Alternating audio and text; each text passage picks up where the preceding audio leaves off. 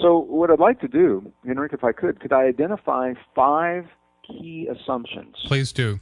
That science has made.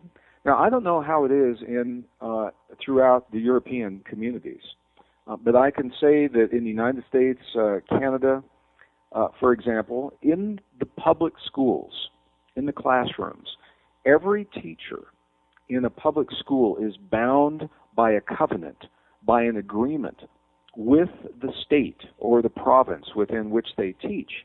A teacher can only share in the classroom the science that has been approved by the school board and the curricula that has been approved by the school board. And if the school board does not approve the curricula based in the new science, then the teacher cannot share that in the classroom. They are required by law to teach the obsolete science. How does that work? Same thing in Europe, as far as I'm concerned, Greg. I haven't heard any other country that has it differently. Well, I know in private schools it is they're not bound by this agreement.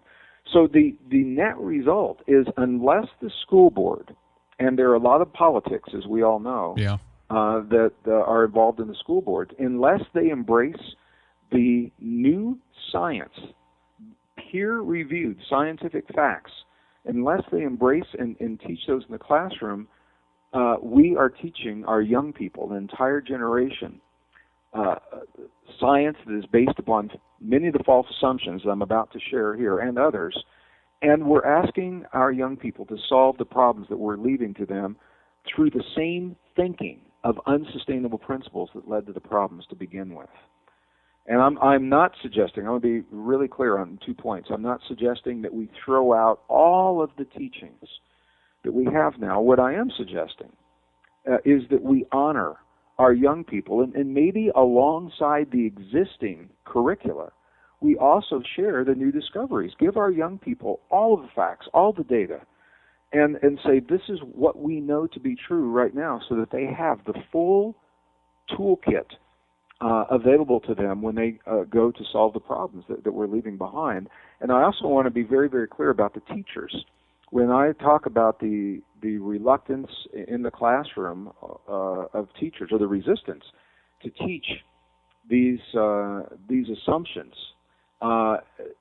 it's not the teacher's fault, because the teachers in public schools are bound by the agreements with the school boards. And what I'm finding is many teachers are finding very creative ways to let their students know that there's a bigger story than what they're being allowed to give in the classroom, and they can give the young people the references so they can explore them on their own through the internet and through the sources that are available to them. So I'm not disrespecting the teachers in any way. I'm actually very grateful for the job that the teachers do, and the creative ways that they're attempting to share these discoveries in the classroom.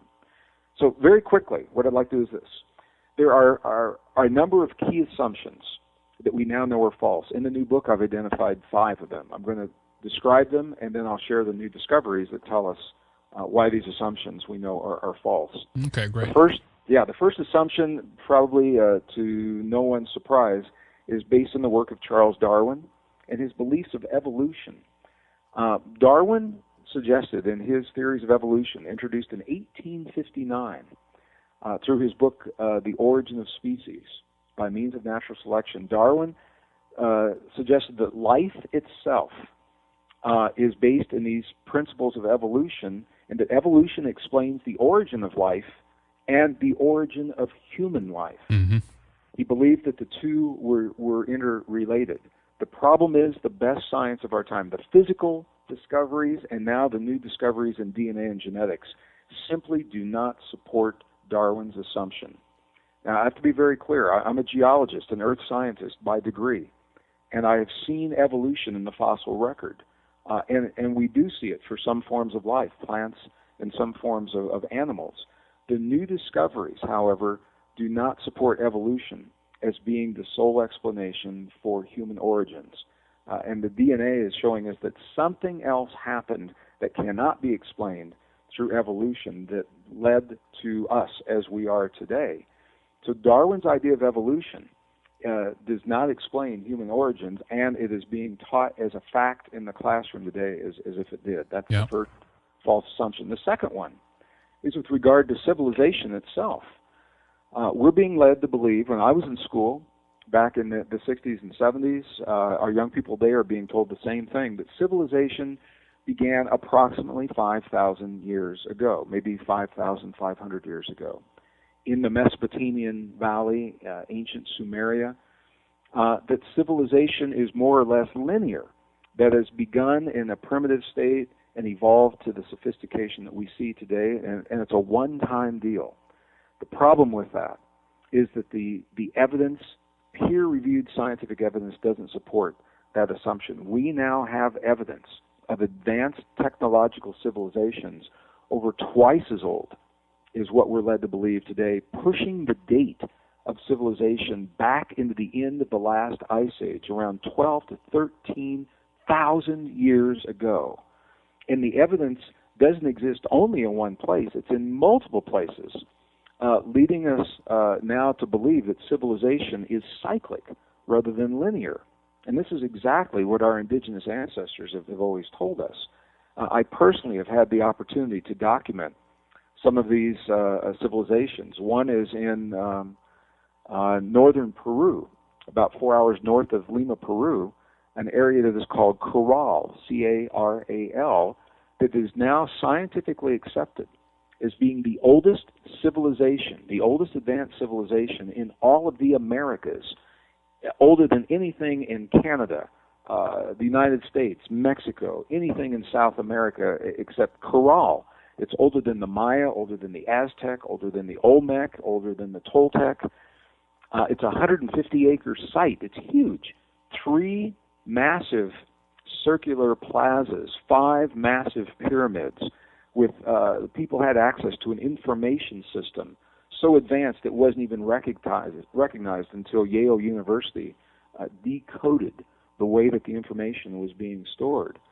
And this is not being taught in the classrooms and textbooks today. We're told that civilization began 5,000 years ago. That's when this one ended. And it began about 2,000 years before that. The oldest site now accepted anywhere in the world, I'll just cut to the bottom line here, sure, cut to the chase, is Göbekli Tepe in Turkey. A mysterious site that is now being dated between 12 and 13,000 years before present. It's called an anomaly. It shouldn't exist. But there are other sites in India, in Egypt, in Turkey, in South America, and the fact that there are so many that of so many different ages are now opening the door to the fact of the cycles of civilization. So we know that this assumption that civilization is about 5,000 years old, we know that that is false, and yet it's being taught as a fact in the classroom. Number 3 and number 4 are actually related, false assumptions, number 3 and number 4. In physics, we're being taught that consciousness is somehow separate from our physical world, number 3, and number 4, that the space between physical things is empty. And the problem with that is that our own physicists are telling us there is no empty space.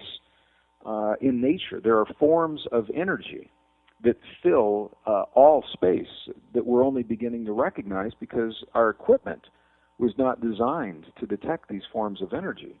And some of the leading scientists, Professor John Wheeler, for example, from Princeton University, who was a colleague and a friend of Albert Einstein's, and John Wheeler only died a few years ago. He died in 2008.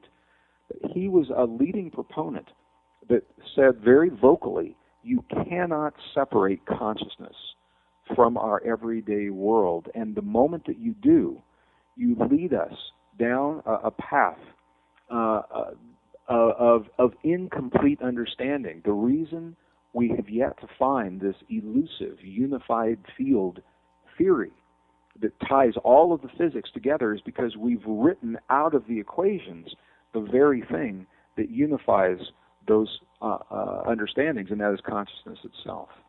So that's 3 and 4. Number 5, the 5th false assumption. It's the last on this list. It may be the most important in terms of this conversation today. We've already alluded to it. And it is another Darwinian assumption. Darwin stated in 1859, in the language, his own language, he said that nature is based upon what he called survival of the strongest. Now, it was later interpreted in other authors called it survival of the fittest. But Darwin himself called this survival of the strongest. Darwin believed that nature was based upon struggle, and he believed that there were always what he called races. This is the term he used in 1859. Races of beings that would win out over others in the struggle. So through this lens, this was Darwin's lens of belief, everything that he saw in his observations, he interpreted through the eyes of struggle and through the eyes of one race being superior over the others, whether he was talking about birds or ants or humans. And this is my, I have a lot of respect for Darwin as a scientist. I think he was a good scientist. And Darwin attempted to do something in his day that had never been done before. Before 1859, the answers to all the big questions about life, where do we come from, how do we get here, how does life work, how do we solve our problems, they were all answered in the religious and spiritual communities, largely by the church, by the Catholic Church in the mid-1800s. Darwin attempted, through the language of science, as he knew it in his time, to take a step away from the church answering all the questions and to put humankind on a path toward scientifically answering the questions, taking religion out and the dogma and the rules of religion out of the answer. And Darwin said very clearly in his book, in his own words, he said this is only the first step, and he expected his theories would fall. He said, when new discoveries tell us that my theories no longer hold up, they will collapse and those new discoveries will replace them. So Darwin allowed for his theories to fall. It's pop science, popular science today, that refuses to allow Darwin's theories to fall. And this idea of nature being based in survival of the strongest is a perfect example. So Darwin, in my estimation, where Darwin made the mistake, is he believed that what he saw happening with some forms of life in a moment in time, in one place in the world, was a small example of principle that would apply to all life everywhere all the time, including humans. And I think that's where, if we can say he went wrong somewhere, that's where he went wrong. So the best science of our time, as we mentioned earlier in this program, is telling us very clearly that nature is based upon this model of cooperation and what biologists call mutual aid. And that changes everything. However, this principle is not being taught in the classrooms. We have an entire generation of young people that now believe that we live in a world of scarcity, where there is one big pie, if you will, in the world, and that we must fight for our slice of that pie. We're being led to believe that we live in a world that's characterized in the West as dog eat dog.